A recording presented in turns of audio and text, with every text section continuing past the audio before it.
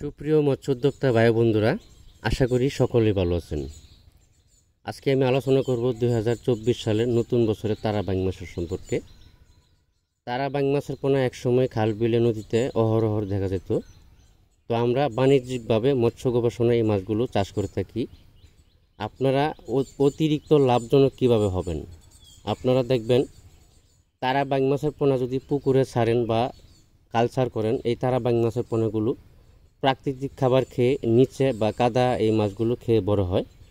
আপনারা যদি অন্য অন্য মাছ দেন, দেখবেন যে এই মাছগুলো যখন খাবার দিবেন, খাবার দেওয়ার পরে অন্য অন্য মাছের যে পায়খানাগুলা বা ময়লা আবর্জনা থাকে, এই মাছগুলো যখন নিচে জায়গা ময়লা আবর্জনা এই প্রাকৃতিক খাবার খেয়ে তারা বাইং মাছের পোনাগুলো দ্রুতই বড় হয়।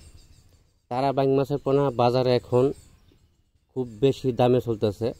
800-900 টাকা কেজি, 1000 টাকা কেজি, 1200 টাকা কেজি, এরকম এক এক জায়গায় এক এক দাম চলতেছে। কিন্তু সর্বনিম্ন দাম হলো 800 টাকা কেজি।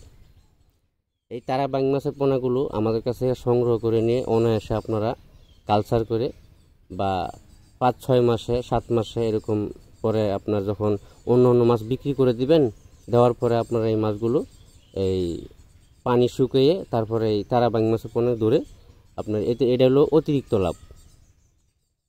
লাভজনক। এটা কোনো খাবার দিতে হচ্ছে না, কিছু না, এটা অতিরিক্ত লাভ করতে পারতেছেন। এজন্য বাংলাদেশের যে কোনো হ্যাচারি বা নার্সারি থেকে তারা বাইং মাছের পোনা ক্রয় করবেন। যে বড় ব্রড মাছের যে পোনাগুলো আছে, এই পোনাগুলো ক্রয় করার চেষ্টা করবেন। তাহলে আপনি অল্প সময়ের ভিতরে লাভজনক বা লাভবান হতে পারবেন।